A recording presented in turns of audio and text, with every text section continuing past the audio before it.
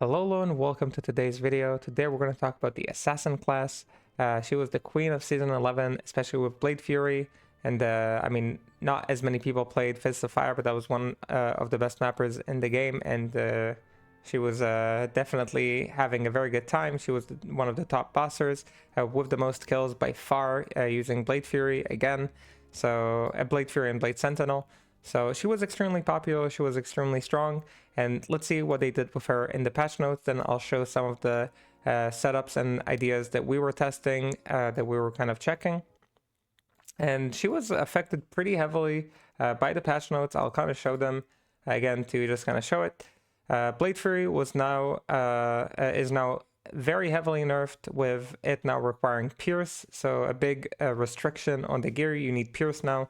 And you really want 100% Pierce. I'll show the setup that we kind of used in order to achieve that, and we'll show that this is still a viable build for all the people kind of giving up on this if they wanted to play this again or for the first time. This build is still very strong. It was so incredibly busted last season, especially in the high player counts. It did way too much damage, so they nerfed it very significantly, and I'm really glad that they did. Blade Sentinel, Assassin's main bosser, which was the most popular and the most successful bosser in the past like 3 or 4 seasons, was finally properly nerfed. They nerfed the damage overall. You can see that they buffed the damage from the percent weapon. It was 75, now it's 100%, but they nerfed the skill damage for the scaling from skills and the synergies that you get. So again, I think the overall nerf, again, and that's what people who use Blade Sentinel explained to me, that this is an overall nerf. I think there is finally time that they properly nerf this skill.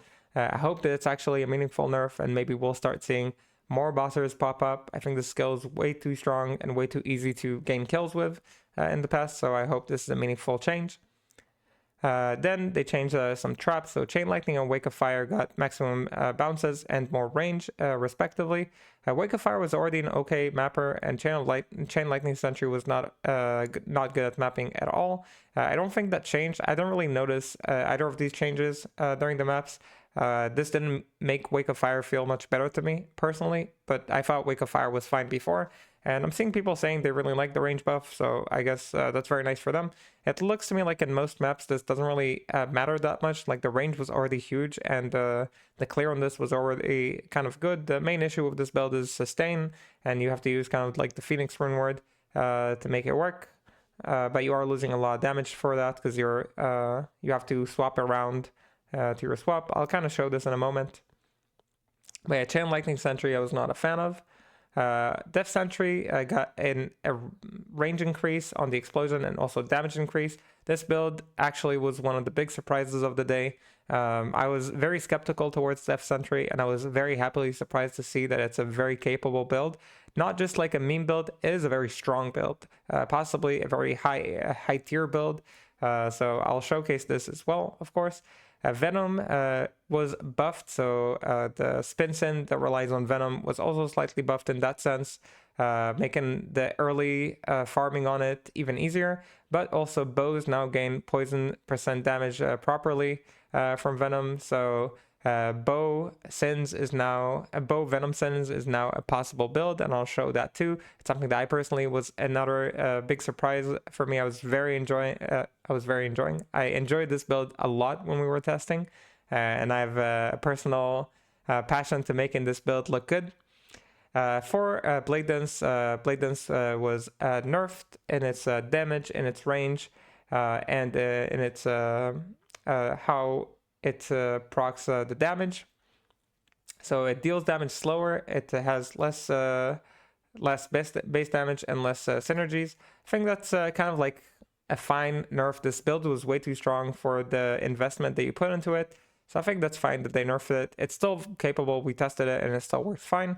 Lastly, we have the martial arts builds. So Blades of Ice got a ton of damage scaling buffs, which is really nice. I think that's a good thing. Blades of Ice was kind of falling behind the other ones, and now it is definitely on par with the other martial arts builds. Again, Fist of Fire is still the strongest one, but it can keep up at least with high pace mapping now, which is really cool. Claws of Thunder got hitbox size increase. This like a little bit of a quality of life because sometimes it felt like you were supposed to hit something and it didn't. This build is still strong. Again, it wasn't nerfed. If anything, it was buffed because Dragonflight now has its cooldown reduced with soft points going from 2 seconds to 1 second at level 24. That means that a lot of builds from now on want to use Dragonflight, even if before they didn't. And this change pretty much, flipped Assassin like upside down for me. Like it allows her to be insanely mobile without losing damage almost at all. And it means you also never need to run Enigma on her, pretty much because you just have like an instant teleport with no cooldowns. So that change I think is the biggest change, one of the biggest change in the patch in general in Season 12. I don't know if it will make it through all the way to launch. I feel like this should be hard points and not soft points, and even then it would be very strong. So this is just my opinion, but I guess we'll see once the final season releases. But it affects all the builds. So again, whether I'm a Fist of Fire or any of the martial arts builds, no, right, sorry, wrong map. You'll see that once I hop in, let me bow myself, get my buffs. I don't know if I forgot any buffs. I forgot what setup I'm on. Wait. I think I'm with the wrong setup. Let me just put some points into strength, some points to dexterity, some points into vitality. I'm not gonna overthink this too much. So we'll showcase it with Fist of Fire. It already has Dragonflight as a synergy anyway. So again, just like a normal setup for Fist of Fire. Let me summon my girls. And yeah, let's hop. So again, now DFlight is basically like a teleport that you can just like teleport around like non-stop. As you can see, incredibly powerful.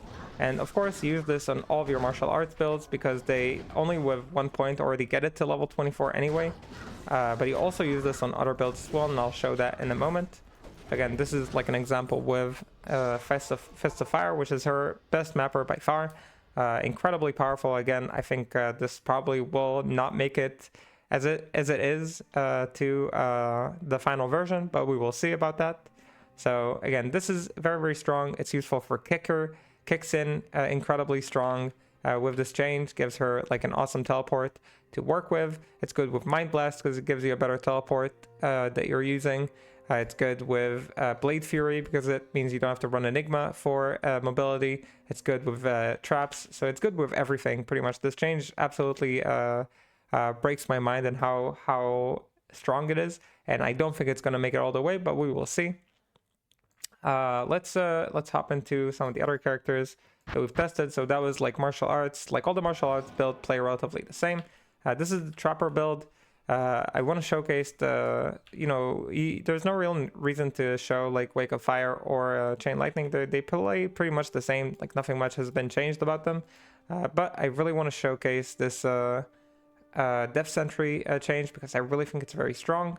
So again, the way that we're using it is because we have this awesome teleport now. We can use Whispering Mirages, which is very, very nice. And let me make tier 3 map.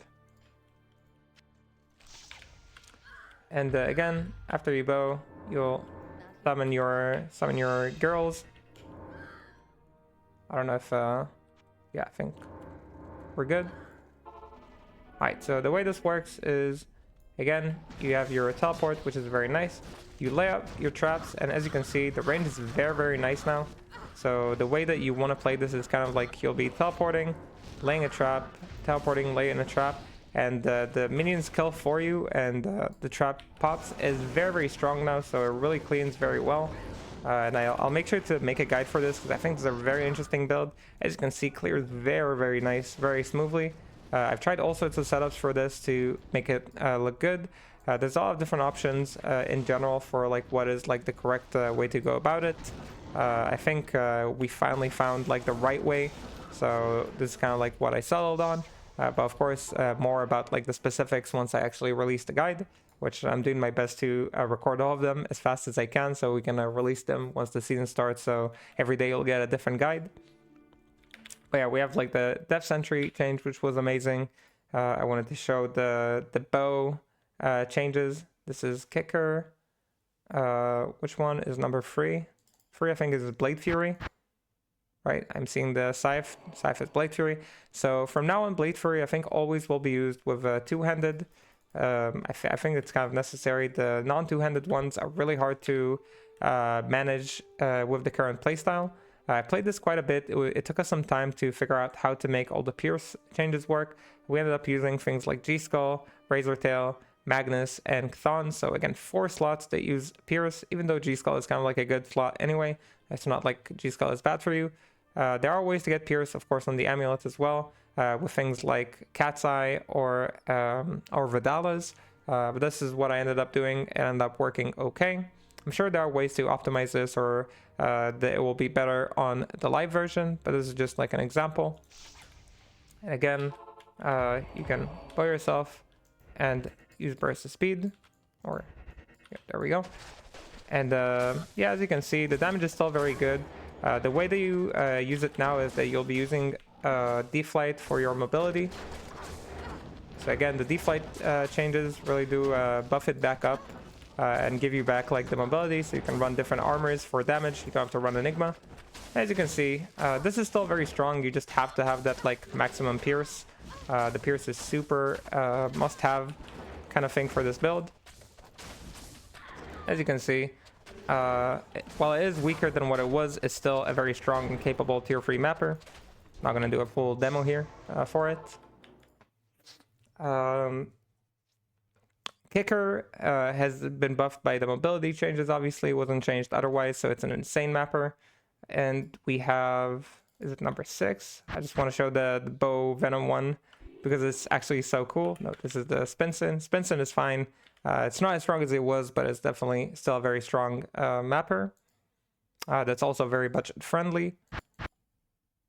And this is the Venom bow Sin. This one is the most interesting one for sure. So it uses Widowmaker to gain multi-shot and uses the new arrows to gain a lot of poison pierce, a lot of poison facets. You can see we have a lot of poison pierce. We're using Bramble for poison mastery and life after each kill. We have 2 mana after each kill from a ring. It would be better to get it from a slam. Again, the sustain is a little bit hard to show during the beta. There are a lot of restraints. You want to kind of like cast Venom on your claw side, then you swap back and you want to play with multi-shot. So I'll open a map real quick just to quickly show it, like not even a tier 3, just like a tier 1, just to showcase it quickly. But again, you have your oh, I forgot to cast my burst of speed. You have your kind of like minion casting Cloak of Shadows, and you're casting multi-shot. As you can see, this is a very fast like kind of multi-shot build because of the teleport that you have from Dragonflight. It makes it kind of like capable of like moving around really fast, dealing insane poison damage. Again, this is, I managed to get it to 23k poison damage. I think you can go a lot higher during the live version. I always restrict myself to only 1 item swap for pre-buffing. That's the most I'll ever do. I think more than that is getting a little sloppy. I chose like Natalia's armor because it's +3. You can get like you can get one that's +4 as well for pre-buffing if you'd like to. You can get claws that are like +6 or +7 to Venom. So the damage can climb up and up. Like it can go all the way to probably 25 or 26k pretty easily on live version. It's just very hard to show during the beta. As you can see, absolutely bonkers in terms of clear speed. I managed to get like a very fast clears. It does have some survivability issues, but I think they have more to do with the fact that in the beta you don't have slams. So again, you gotta take these things into consideration. But again, a lot of interesting things for Sin in Season 12. So again, if you thought she was nerfed and that she is now not going to see play, you're not interested in her anymore, definitely give her a check. We tested some really interesting things, so you know, I really think there's some potential there. with that said, these are all the things that we were kind of looking into in our day of testing. Our next day of testing is going to be for the Barbarian class, so you can make sure you join me for that one too. Let me know what you think about Sin, what's interesting for you, what did you look up, or what do you want to play the most if you are going to play Sin. And with that said, thank you for watching the video. I hope I'll see you on the next stream or in the next video. We're going to go live again at 5 p.m. GMT +2. For another day of long testing, finding interesting stuff, surprises, and information about the builds that we're going to play. And with that said, thank you so much for watching. Have a good whatever you're having. Until the next time, bye bye bye.